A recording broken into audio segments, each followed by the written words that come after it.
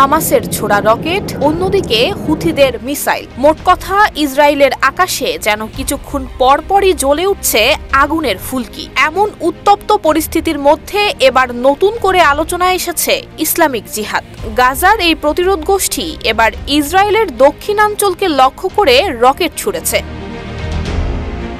গত ২৬ মার্চ ইসরায়েলের বিয়ার সেভা অঞ্চলের আকাশে শোনা যায় প্রচণ্ড বিস্ফোরণের শব্দ, কিন্তু আশ্চর্যের বিষয় কোনো ধরনের সাইরেন কিংবা আগাম সতর্কতা বাজেনি। ফলে বিস্ফোরণের শব্দে হতচকিত হয়ে পড়ে ইসরায়েলের বাসিন্দারা। পরবর্তীতে আইডিএফ দাবি করে গাজার উত্তরাংশ থেকে ছোড়া রকেটটি মাঝপথে ইসরায়েলের আকাশ প্রতিরক্ষা ব্যবস্থা আয়রন ডোম ধ্বংস করেছে। ইসরায়েলি সেনাবাহিনী জানিয়েছে এই হামলায় কোনো হতাহতের ঘটনা ঘটেনি এবং কেন সতর্কতা সিস্টেম সক্রিয় হয়নি তারা বিষয়টি তদন্ত করছে। শিয়া বাটার ও ভিটামিন ই সমৃদ্ধ lily glam beauty soap. Lily, always beautiful. Islamic জিহাদ তাদের বিবৃতিতে বলছে, ইসরায়েলি দখলদারিত্ব এবং গাজায় চালানো গণহত্যার জবাব হিসেবেই এই আক্রমণ।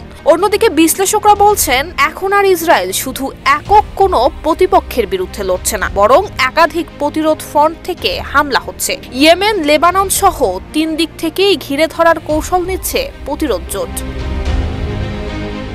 এমন পরিস্থিতিতে ইসরায়েলের নিরাপত্তা ব্যবস্থার উপর প্রশ্ন উঠেছে। বিয়ার সেভার মতো গুরুত্বপূর্ণ শহরে সাইরেন না বাজানো এবং মানুষকে আগাম সতর্ক না করা প্রমাণ করে যে রকেট প্রযুক্তি কিংবা কৌশল পরিবর্তন করেছে প্রতিরোধ গোষ্ঠীগুলো।